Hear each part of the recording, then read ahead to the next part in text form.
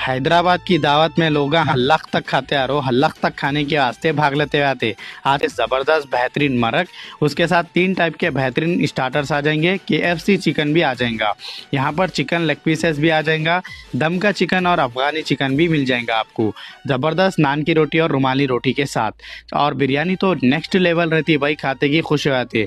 कुर्बानी के मिठे के ऊपर लाइट अगर मलाई डाल के अंगूरन डाल के दिए तो कोमा हो जाना, और रबड़ी मलाई तो आखिरी बेहतरीन थी।